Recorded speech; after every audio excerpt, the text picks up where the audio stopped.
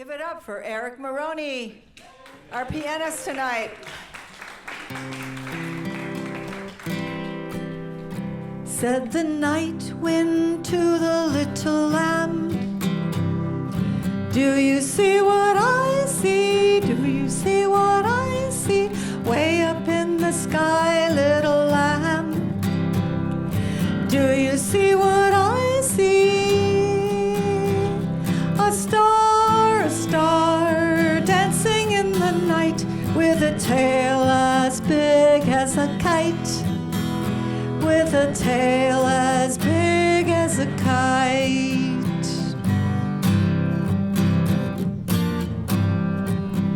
Said the little lamb to the shepherd boy, do you hear what I hear? Ringing through the night, shepherd boy, do you hear what I hear? A song high above the trees with a voice as big as the sea, with a voice as big as the sea.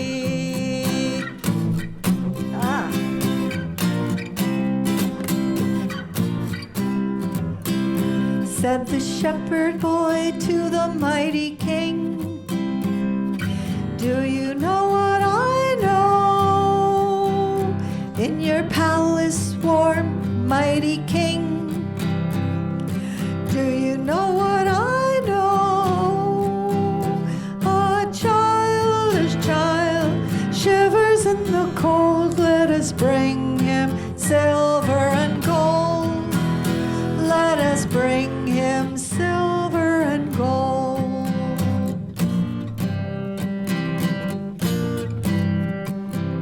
Said the king to the people everywhere, listen to what I say.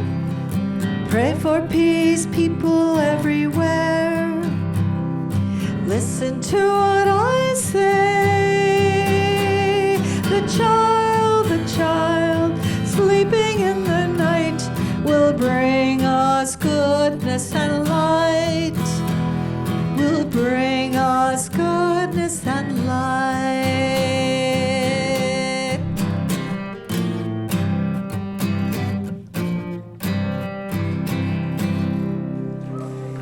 Thank you. Jean Gasca here will play piano for us with songs on Christmas Eve. So please come back Wednesday night. And welcome, Trudy.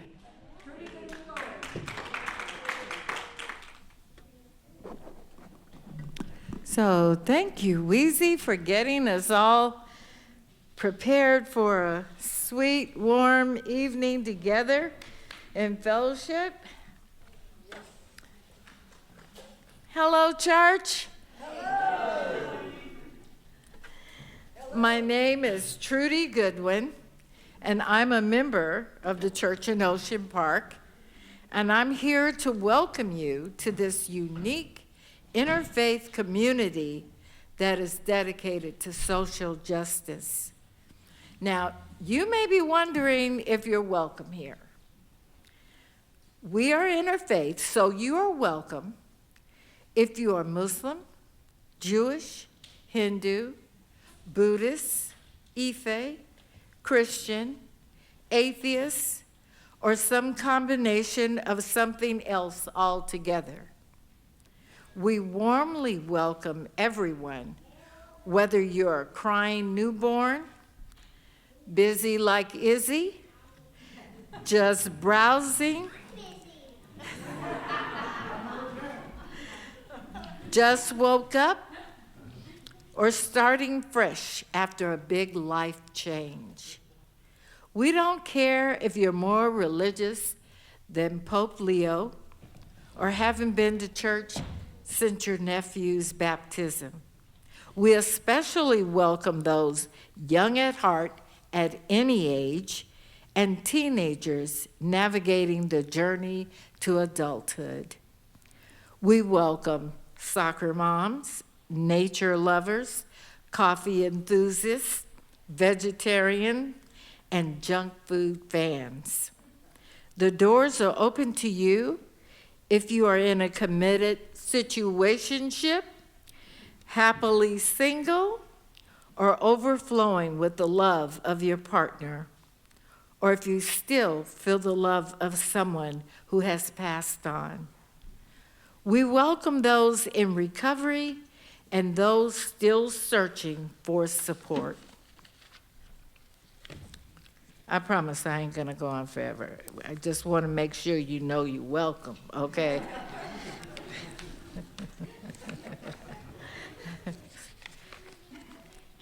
So here we are. So if you're facing challenges or feeling down, we're glad you're here. Whether you love organized religion or are skeptical about tradition, you have a place here. A special welcome to those who work too hard, like Jeannie, aren't working right now, like Bob. He's retired, y'all. Struggle with spelling, or are looking for a new experience, especially if you heard we're a bit unique. We welcome everyone, whether you're tatted, pierced, or neither. If you could use a prayer right now, or had a complicated experience with religion growing up, you're welcome here.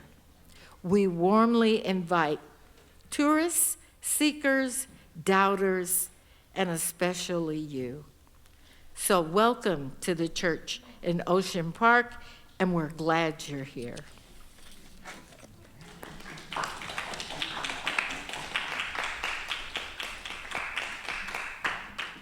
Hi, I'm Janet Gollery McKithen, and I get to be the minister of the church in Ocean Park. I've been here for 20 years now, amazingly enough. This is a unique, multi-religious community that's focused on helping to create more equity in the world and more joy. And right now that is a challenge, but we are going to be joyous. This is a time to be joyous. We want to begin by acknowledging that we are sitting on stolen land, though. The land was taken in Santa Monica from the Chumash, the Quiche, and the Tongva peoples. We acknowledge the harms of genocide, forced assimilation, enslavement, and destruction at the hands of U.S. colonial settlerism. We also acknowledge that our communities and country was built on the backs of people stolen from Africa, placed into bondage, and forced into labor. We acknowledge that we benefit from that labor that has never been repaid. In our acknowledgement, let us commit ourselves to healing by helping to create a more just world, by changing things that we do that we see as normal, but are actually systemically hurting people. We also acknowledge that we have allowed an authoritarian government to take root in our country, and people are being kidnapped off of our streets and disappeared, and that fear is rampant. We also acknowledge that we are responsible for destroying cultures and lives in other countries as well. In our acknowledgement, let us commit ourselves to healing by helping to create a more just and equitable world, no matter how difficult, because people's lives are at stake. We all have biases, and no matter how much anti-bias training we each have, it takes intentionality to build compassion for somebody whose lifestyle or life is different from ours. So we try to intentionally hear from folks that are beyond our comfort zone, so that we can expand our compassion at the church in Ocean Park. This morning you might hear a variety of voices. If you hear something you disagree with, know that they don't speak for the church in Ocean Park, and your voice is just as important as whoever just spoke. Thank you for being a part of this community, this potluck, and this party tonight. Welcome to the church in Ocean Park. And so right now, tonight is the solstice. This is the solstice. We're in the midst of Hanukkah and Advent. And so last week we celebrated Hanukkah, and we have the Advent candles going, and we have Advent candlelighters that are very experienced because they've done it once before. So we invite the experienced Advent candle, Izzy. Advent Candlelighter Izzy and her friends to come up.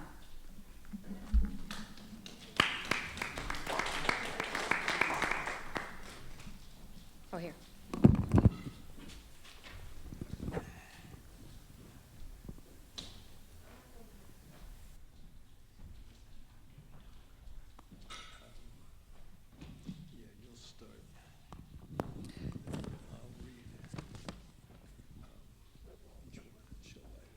Okay. So this is week 4, which is love. Because too many people are wandering in the wilderness, because too many of our conversations are laced with conflict and bitterness, we light candles. Because people all over the world are suffering and we're often too distracted to notice, we light candles. Okay, so 1 for hope. So Izzy, let's take this one that's burning and light this one, because that was the first candle. 1 for hope.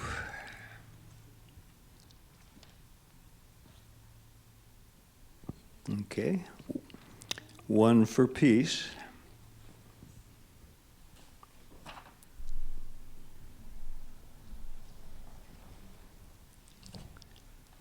This is the candle of love. Actually, there was 1 for joy, but that's okay. Actually, the first one you had, that will go for hope, peace. This will be joy and love. Okay, good job. May the light from these candles overwhelm the world with love. May the fire from these candles turn away whatever would keep us from knowing that we are love. Everyone needs to love and be loved, to touch and be touched, to be close. We can love ourselves and each other and the whole world into wholeness. And as we've just experienced, who better than to light these candles than someone who shines the light of love everywhere she goes. Izzy. Okay, and if you want to read or say this.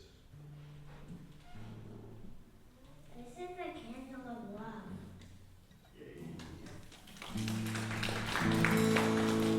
What does the Lord require of you? What does the Lord require of you? What does the Lord require of you? What does the Lord require of you? To seek justice and love kindness and walk humbly with your God. To seek justice and love kindness and walk humbly with your God. Justice, kindness, walk humbly with your God. Justice, kindness, walk humbly with your God. What does the Lord require of you? What does the Lord require of you? What does the Lord require of you? What does the Lord require of you? To seek justice and love kindness, humbly with your God. To seek justice and love kindness and walk humbly with your God.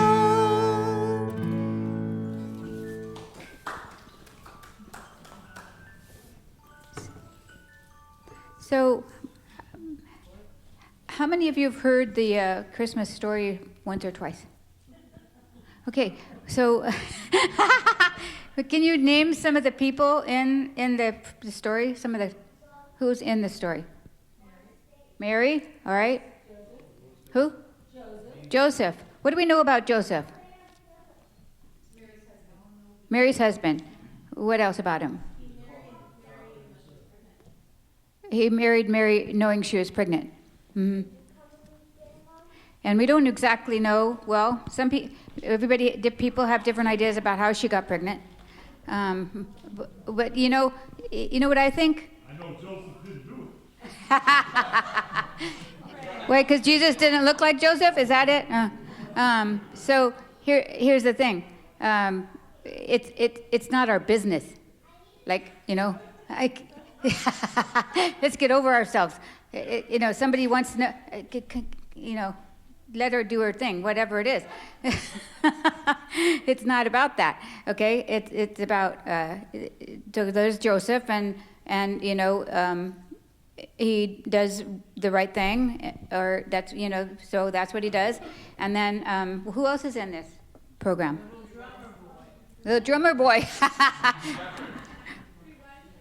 Three wise men. Yeah, they really come on the 6th of January, but we always shove them in there.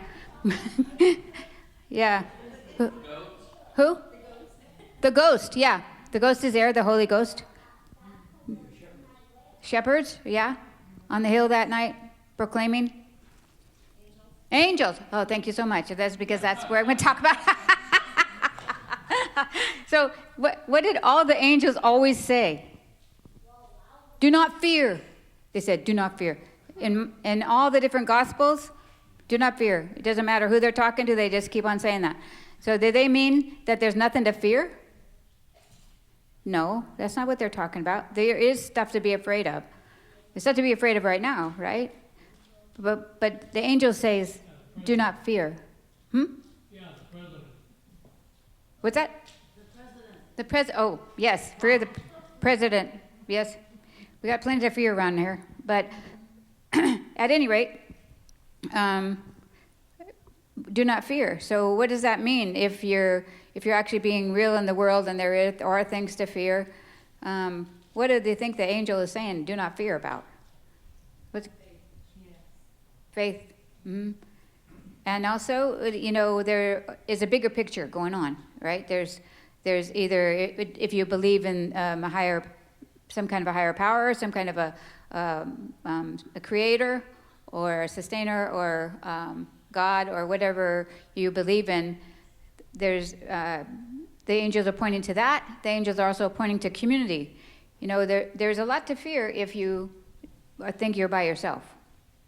If you feel alone, there's a lot to fear. But if you have something bigger than yourself, a cause or a higher power or God or is this your creator or your fellowship, your community, the people who got your back, if you have that kind of, then you'd have less to fear. So I think that as we go forward throughout this season, just to remember that the angel kept on saying, do not fear, do not fear. And that doesn't mean that they were oblivious to what was happening. There was, the family had to flee empire. And they were fleeing, and they were refugees, and they were going away from everything they'd ever known. And who knows what was going to happen to them, because Mary was pregnant with who knows whose baby, and so who knows what was going to happen to them. They were fleeing to a place unknown, and not knowing what their future held. And there are people that way that are doing that right now in our country. They're fleeing to our country, they're fleeing from our country, they're fleeing from other countries to other countries because of wars in all different places, all kinds of places all over the world. There are refugees, internal refugees and external refugees, people who have to flee for different reasons. So when we hear the angels say, do not fear, it doesn't mean that they don't know about that. It just means that they know that there is something that can be with you anyway. So what we're going to do tonight is reflect on that, but also I know that for some people, this night of the solstice is important because it's the solstice. Right now is important because it's Hanukkah, and all kinds of things have been happening during this season like on the first night of Hanukkah, the next day was horrendous with all of the murders and things that were happening. So I know that this is a different season than it could be for some people. For me personally, it's a different season just because some of you know I lost my mom this year, and so it's a different season for me. And it's different season in the community and the country as well. So if you would like to talk about your traditions, or you may be making new traditions, as we are in our family, it's a time for new traditions. It's a time. What are some of the traditions that you have experienced, or you would like to experience, either way, for this season? I guess we'll do it after, or go ahead. Oh, no, go ahead. Let's just start it now. You went, oh. No, I don't want to talk. Oh, I thought you were talking. No, I just thought maybe. No, yeah, you could be the, Anybody, yeah, Trudy does. Yeah. Everybody say hi, Gail. Although she's not on, right, I saw her before. Gail Price is a part of this church. She may have been at that service one time. Hi, Gail. Hey, Gail. So you can go on Zoom and. Yeah, you can be on Zoom. So if you ever aren't able to get here, you can always be. If from Louisiana, you pipe in from Zoom. Go ahead. Okay, so recently I read that Harriet Tubman, better known as Moses, traveled to Baltimore or some city in Maryland on New Year's Eve, Christmas Eve, to rescue 3 of her brothers, 1 of their wives, and 2 other men. And they used that time of year. She particularly chose that time of year because all of the plantations were abuzz getting ready for Christmas. So it was easier to move without being noticed. And so she managed to get these folks from Maryland to Pennsylvania. They arrived, it was a 100-mile trek. It took a number of days. She got there on December 29th. And so now we are going to join other people across the nation in celebrating December 24th by leaving cookies for Harriet Tubman. How did she walk all that way? Yes, she walked over. Whoa. And Craig Ali has. Bye, Mark.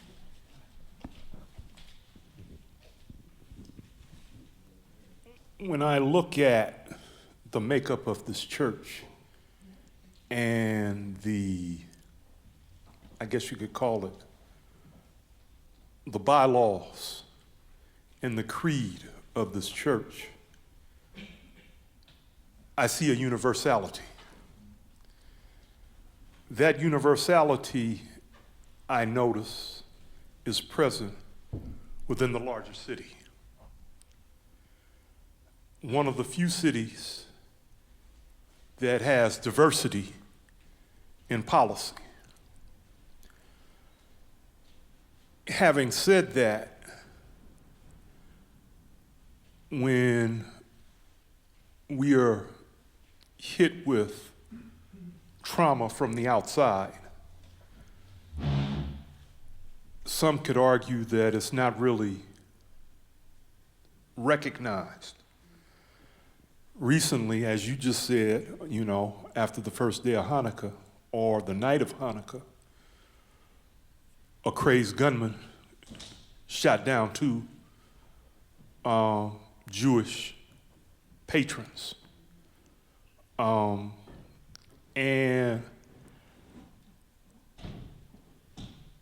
as appalling as that is, I didn't see much recognition from leadership here to address the wrongfulness of it to any large degree. The reason why I bring all this up is, as we go into another election year,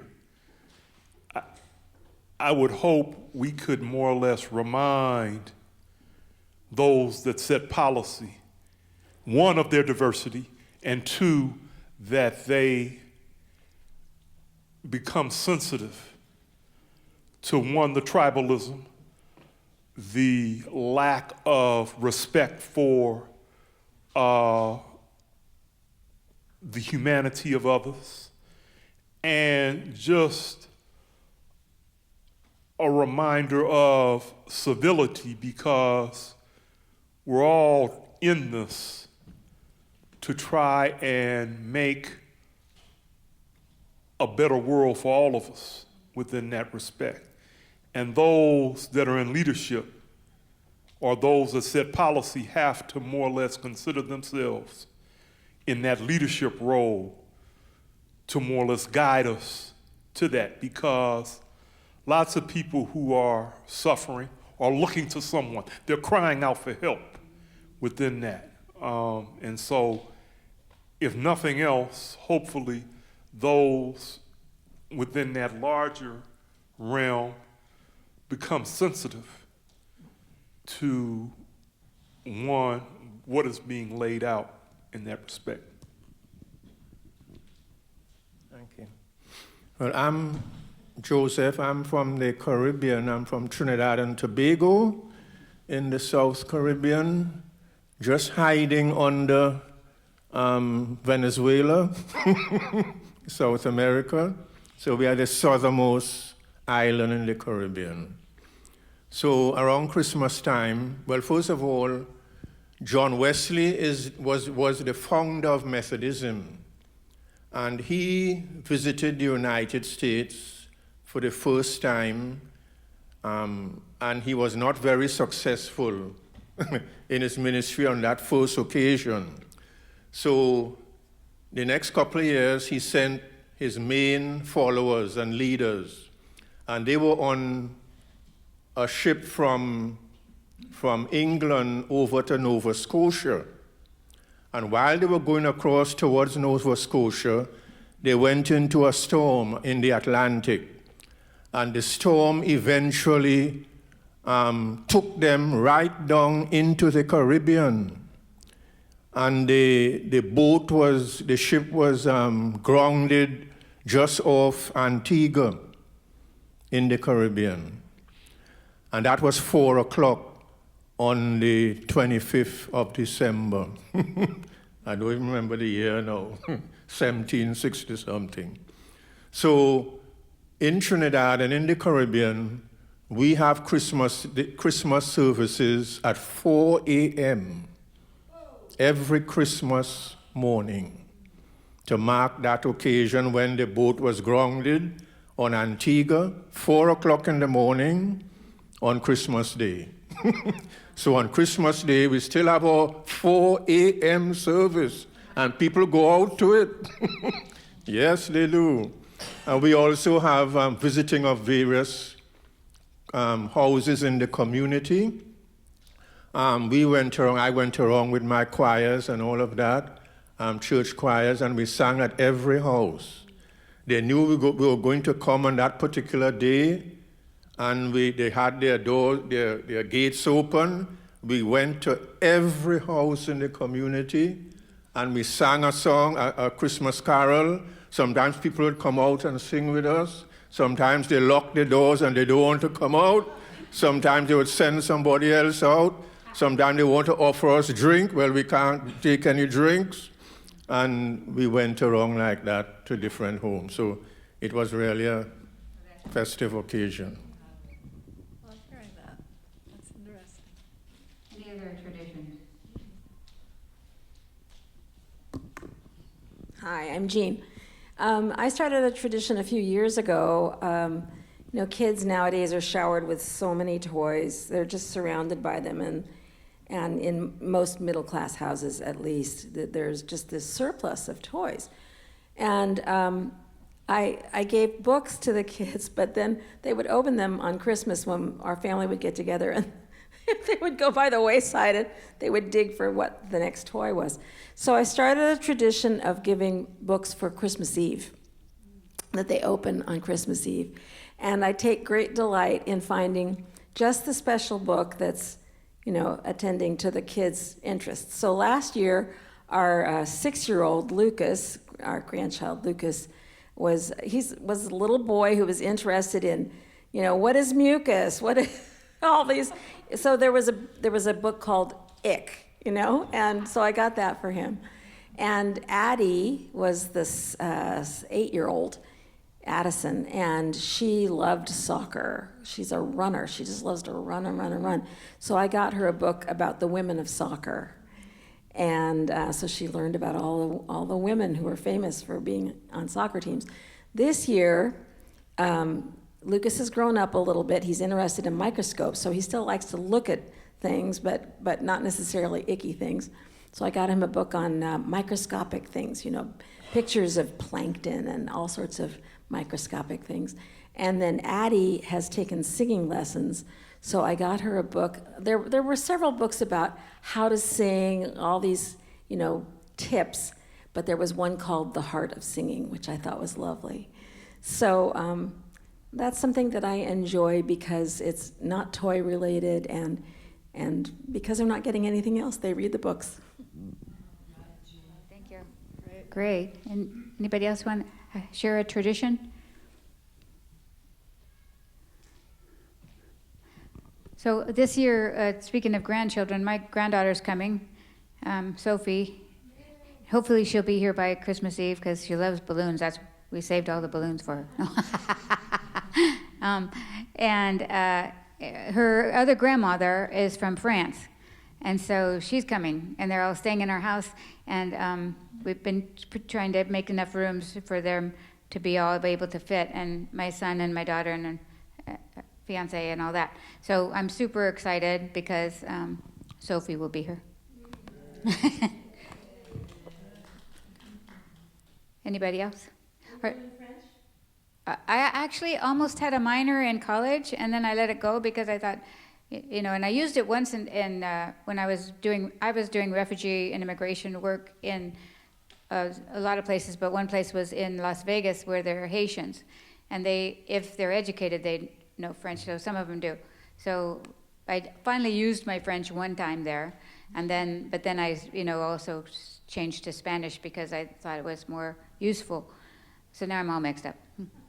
I don't know either of them, actually, but I can understand her more than I would have been able to, because I almost had a minor. But anyway, I think we'll have a song, and then... What month was Jesus born in? Last month of the year. Oh Lord, you got January, February, March. Oh Lord, you got April, May, and June. Yeah, we got July, August, September, October, and November. Got the 25th day of December, and that's the last month of the year. I'm talking about Mary's baby, last month of the year. Come on, clap or something. Talking about Mary's baby, last month of the year. Oh Lord, we got January, February, March. Oh Lord, we got April, May, and June. Yeah, we got July, August, September, October, and November. We got the 25th day of December. Now that's the last month of the year. He was born in an ox cart manger last month of the year. He was born in an ox cart manger last month of the year. Oh Lord, we got January, February, March. Oh Lord, we got April, May, and June. Yeah, July, August, September, October and a November. We got the 25th day of December, last month of the year. Woo! Thank you. You know what that means. Pretty soon is Massage Sunday. First Sunday of every year, Massage Sunday. So, yeah. Anybody else have something to add from what we were just talking about? You might have been cheered up because you heard my story about Sophie. Yeah. Sophie, make everything better. Well, I just want to talk about a tradition. It's very personal. I used to not be a person who put holiday lights out on my yard, and now I am a person who puts holiday lights out on my yard. And I've told the story before, but I think of it as a tradition. It's like the same amount of time you can listen to Christmas music, you can have the lights out on the yard, right? The day after Thanksgiving, everything's cool until the first day of the year, and then it's all over. It is sort of our take. I've told you before, Dashiell's wonderful caregiver, Gloria, moved in with us during the pandemic, and then she said, "Oh, you guys don't put up any lights? Do you mind if I put up some lights?" And I've told this story before, so forgive me, but out of my mouth before I could stop it, I said, "No Jesus, no Santa." I don't know why. It gave me the ick at the time. But she carried on, and she went and she bought a bunch of decorations, and she and her brother and I and Clara, we put up the decorations. And I was feeling a little bit, like it was a little crass, materialistic thing. And then about 5 days later, I was out in front of my house in the morning, and a man stopped me on the street and said, "My 4-year-old son makes me take him here to see your lights every night." And then I realized that I had become a person who was going to have holiday lights for the rest of my life.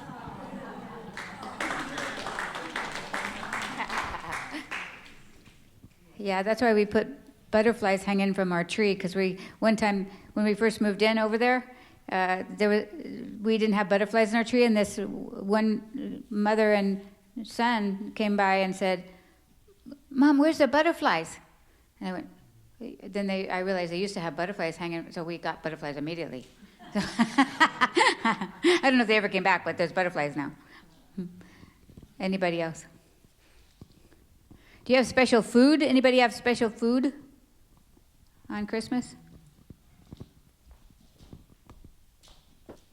Not now, but as a child, my mom was of German heritage, and we had German beef sausage. Her mother taught her how to make it, and my sister and I loved it, and nobody else in the family did. They all hated it for some reason or other, I don't know why. But that's, I remember that tradition. In Trinidad, we have one of our favorite dishes. It's, we call it cuckoo. So when I came here to the States, I couldn't, and I went to a store to find out if they sell cuckoo. Their interpretation of cuckoo was quite different from ours. quite different. But we make it in a wrong thing, like it's made from cornmeal, and we make it wrong. Then we have gravy, we have callaloo, and we have shark. We fry the shark. We eat shark at home too. Yeah, it's a favorite, the shark. Yeah. Maybe we come to your. Full of protein.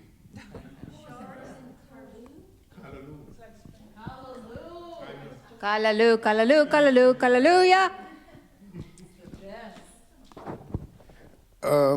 When I was a kid, I learned a big lesson during Christmas time.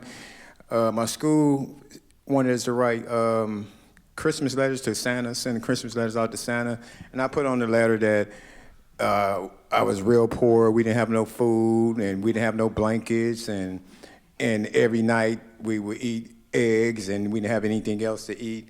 So they turned it in to the principal, and the principal seen it, and for Christmas, like 5 people came to my house, Channel 7 News and all this stuff, and we had food and everything, and they was like, yeah, we coming to feed a poor family who eat eggs every day and don't have blankets and this and that. They knocked at the door, and my mother was like, what is going on? Like that. They had cameras all in their face and stuff, and they was like, yeah, we coming to feed you because we know you don't have any food. My mother's like, we got turkey, we got everything in here and stuff.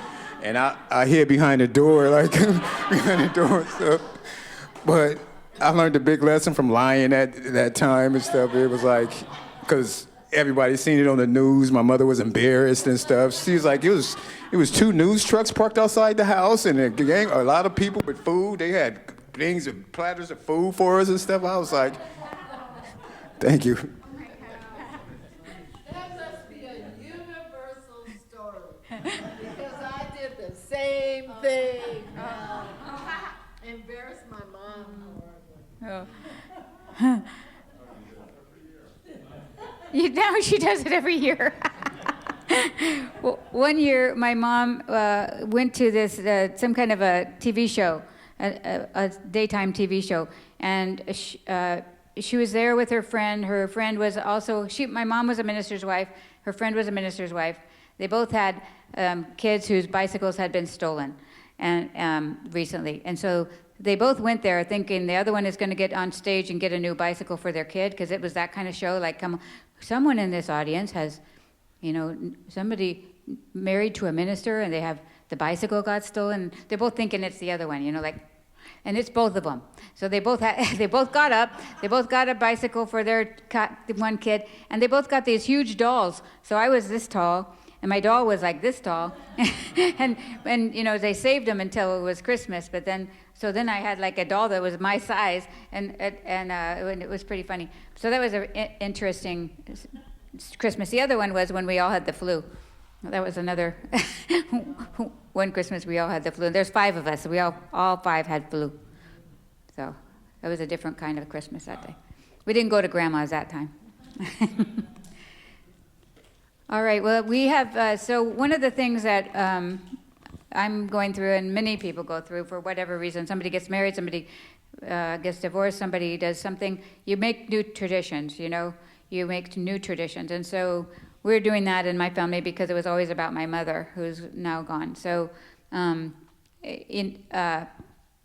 you figure out what you're gonna do. When my father died, one of the things that we did was we had a candle there for him, and we also put, I always bought him a present for a while, and then I would donate to some charity that he would have liked, and I put that little note on an ornament, and I put it on the tree, and that was my gift to my dad. So I always did something for my dad for like a few years.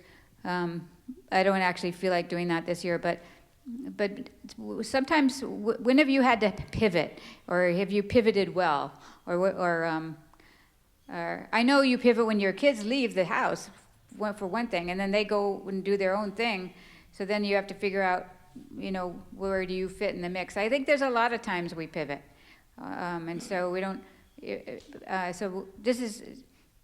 But when that happens, we can make. There was an amazing encouragement group right before this with Donna Brown. Leads on here at the church for like 13, 14, 15 years or something. And it was an incredible day today where they were discussing that about what do you pivoting when somebody has passed away. That's one of the times that you have to do that, and what can you do in that situation in honor that person, or to just move on, or whatever it is. So, but we all have those situations at different times in our lives, when people move away, or whatever it is. So I just want to encourage us to realize that we have always have that opportunity to make a new tradition, and what will that be? And it had set intention about how it could be meaningful. And then also, I think you should try to figure out how many toys you could give Janet. That would be a... Oh, no, I meant, you don't need those toys, do you? So probably I do. And, You don't need 37 dollars. Either that or Fred needs them. I don't know which one, but At any rate, yeah, so I think that there's always new traditions you can make, and I'm grateful for this tradition of, we just started one right here, and we will be having our Christmas Eve service at 5 o'clock on Wednesday night, and it'll be ending candlelight. So anyway, thank you very much. We're going to have a moment of silence, and it'll be ending with a song. Yeah, I want to say something about the song I would like to sing. This is my favorite Hanukkah song that I just learned. It's called Ocho Candelicas, and it's kind of in Spanish, but it's also Ladino, and Ladino was a language that was spoken in Spain by the Jews, and it's kind of like a mixture of Spanish, and I don't know that much about it, but I love this song. It's called Ocho Candelicas, 8 Candles, which is celebrated in Hanukkah, 8 nights of candles. So that's what I'm going to sing to break the silence. Thank you.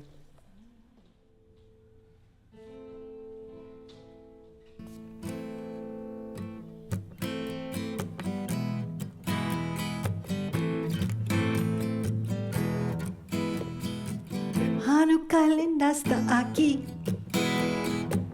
8 candelas para mí.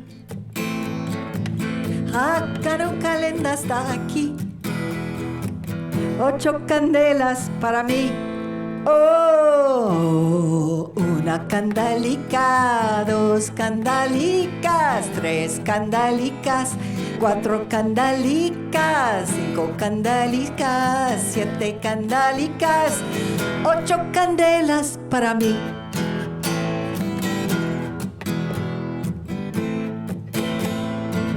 Muchas fiestas por fazer, con alegría, placer. Muchas fiestas por hacer, con alegría o placer.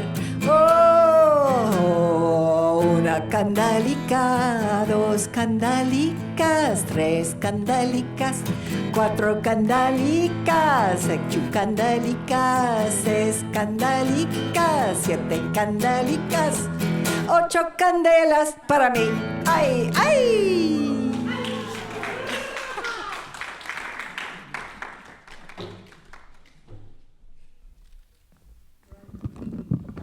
Well, it's that time of the year where organizations, friends, neighbors, and churches and schools are all asking for a donation, an end-of-the-year donation.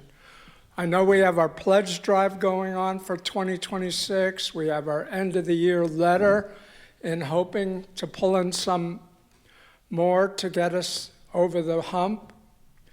But tonight, the bit you put in here helps keep these lights on. And everything that has to make this church work well, every little bit helps us. So let's see the light. Thank you. The medal is for a coin. Children go where I send thee. How shall I send thee? I'm gonna send them one by one. One for a little bitty baby was born in Bethlehem. Children, go where I send thee. How shall I send thee? I'm gonna send them 2 by 2, 2 for Paul and Silas. One for the little bitty baby was born in Bethlehem. Children, go where I send thee. How shall I send thee?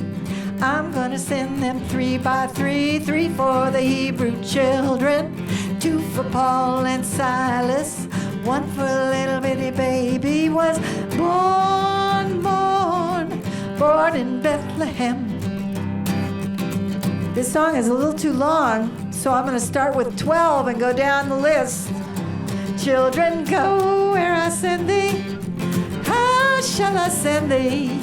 I'm gonna send them 12 by 12, 12 for the 12 disciples, 11 for the gospel preachers, 10 for the 10 commandments, 9 for the 9 that dressed so fine, 8 for the 8 that stood at the gate, 7 for the 7 that come down from heaven, 6 for the 6 that couldn't get fixed, 5 for the 5 that stayed alive, 4 for the door that stood at the door, 3 for the Hebrew children, 2 for Paul and Silas, 1 for the little bitty baby was born, Lord, in Bethlehem.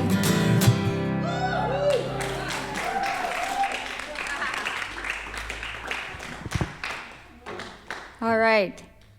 Thank you, Louise. Nobody like Louise.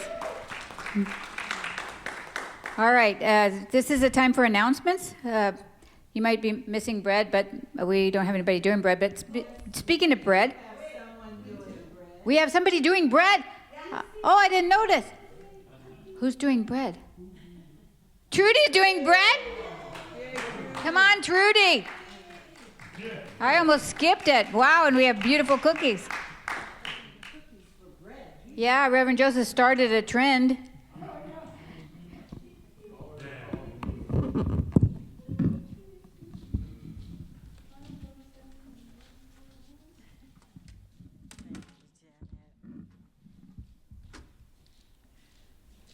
Okay, so in case you don't know, what we do is take a cookie or piece of bread when we have bread and pass it on, and it's our way of communing with one another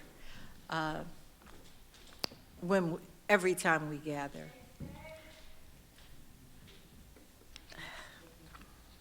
I was encouraged to sit down and write something last night by several events that we've all lived through over the last couple of days. I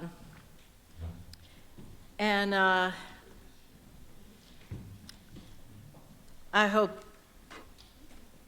that this moves you in some way. So many of you know my daughter Tara and her 4 children, who have brought so many blessings to my life and to Bob. However, my son Beck has been more disconnected from our community. Some of you may remember him from my wedding with Bob. So he was the tall, dark, handsome young man in the all-white Mid-Eastern suit with sparkling eyes and a wide, inviting smile. He was hard to miss. Yet in recent years, I have often asked you to lift him up in your prayers as he navigates his path in this world. I want to share a bit of a story to help you to connect with his spirit. Unlike his sister Tara, who is generally jovial and wanting to be in the company of others, Beck, a peaceful man, rarely seeks adoration from others. So he's quiet, yet fun.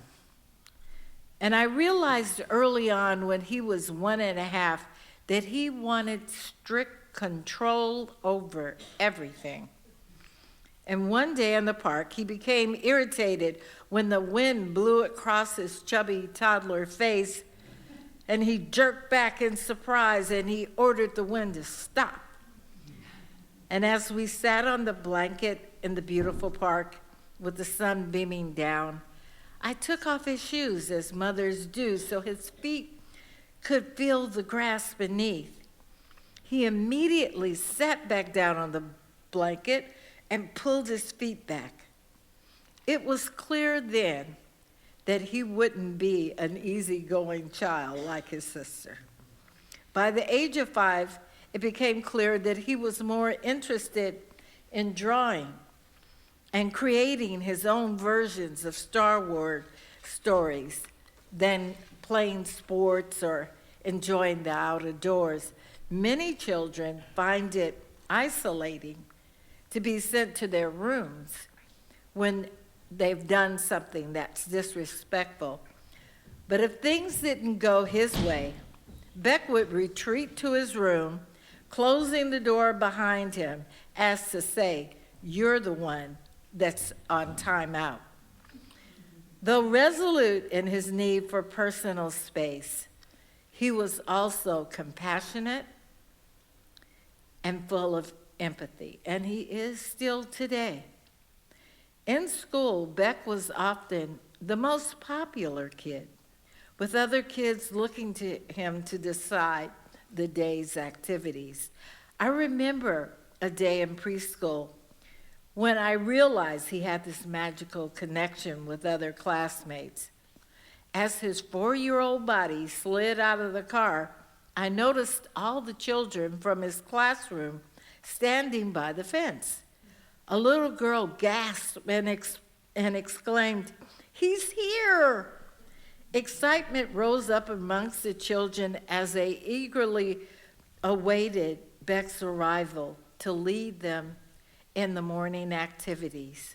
I was totally blown away by his magic.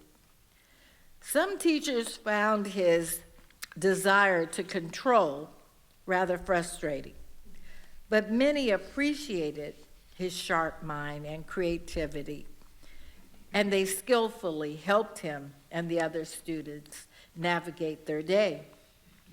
He loved to draw and would surprise his dad and me with pictures, including one recreation of Picasso's Woman with Book. He taped it to his bedroom door, which elicited mixed reactions from our friends as they encountered this particularly nude figure on our 4-year-old's bedroom door. And in high school, he was voted the most charming male by his senior class, and he enjoyed loving friendships with students, teachers, and staff. He truly is amazing. During his senior year, he asked his English teacher, Jerry, for a reference letter for college. The teacher offered to read it to us once he had written it, and we had stopped by the school. As he read, tears streamed down his face. It was clear that he had a deep love and appreciation for Beck's ability to creatively express himself and his profound capacity for love. Jerry said he would always remember the concert in the park Beck planned for his film teacher, who battled depression and appeared to presently be struggling. Beck gathered a few other students and invited some of the teachers to join them in the local park for a concert that they put on to cheer Jim up. Shortly after starting college, it became apparent that Beck was also struggling. And despite his dad's and my efforts to help things, he became increasingly difficult. He began to distance himself. He was convinced that others were misinterpreting his actions, which led him to isolate and eventually self-medicate. Despite the difficulties, he worked with musicians like Stanley Clarke and assisted in producing 2 musical scores for very successful films. And he created several works on different hip-hop albums by noted artists. Now, as I reflect on parents like myself who struggle to help their children, I pray for kindness from the universe, because I've lost a brilliant sister to substance abuse. And so I understand that the risks are all too real. Approximately 48.4 million Americans are living with substance abuse, and approximately 60 million with mental health challenges. They represent the difficult paths that countless families encounter with families facing mental health and self-medication challenges. Today, while my son is confined in Utah due to a parole violation, I continue to fight for his mental health, standing firmly behind him and encouraging his strength. And even though his struggles are not as threatening as many others, he still needs the support of his loved ones and professionals. Fortunately, he has strong family ties, and he's close to many friends. And his friends from the music and film industries check in on him, and they remind me of his creative talent and his genius, and they continue to urge me to keep fighting for him. Today and every day, I send up a prayer that the medicine provided by our children's doctors will be effective, that the therapy will be healing, and that we parents will find peace knowing their children are on the right path. May our children's well-being come to fruition, and may their creative endeavors lead them to the peace they seek.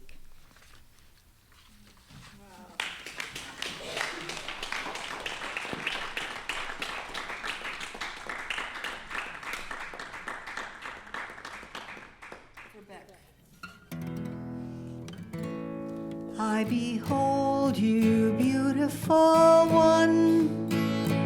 I behold you, child of the earth and sun.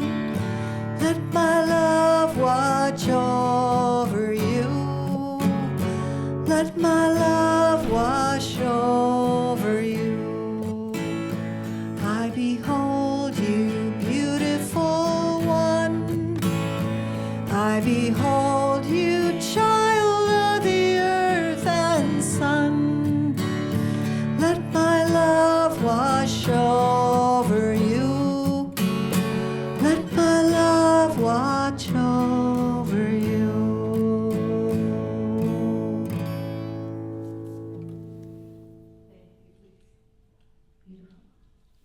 Yeah, we'll just continue the song I started already. I behold you, beautiful one. Let's stand up and make a circle. I behold you, child of the earth and sun. Let my love watch over you. Let my love wash over you. I behold you, beautiful one. I behold you, child of the earth and sun. Let my love wash over you. Let my love watch over you.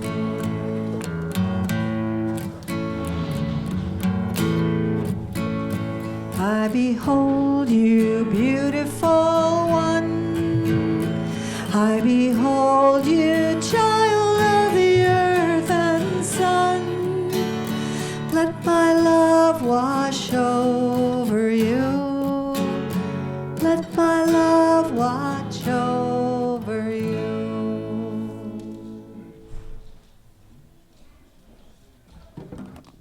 All right, this is our closing oblong. It's sometimes a closing circle. That's why that's funny, you guys. It looks like we need help. Look at it. It's an oblong, Izzy. Can you help us? This isn't a circle. This isn't a circle yet. Come on. Let's make a circle. Make a circle. Let's make a circle. Make a circle. Let's make a circle. Make a circle in 5, in 4, and 3, and 2, and 1.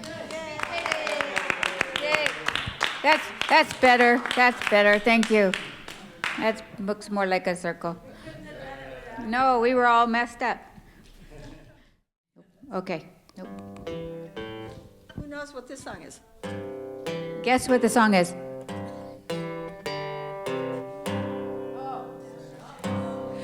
Dashing through the snow in a one-horse open sleigh, o'er the fields we go, laughing all the way. Bells on bobtail ring, making spirits bright. What it is to ride and sing, sleighing song tonight.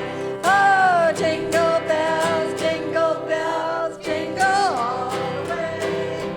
Oh, what fun it is to ride in a one-horse open sleigh. Hey, jingle bells, jingle all the way.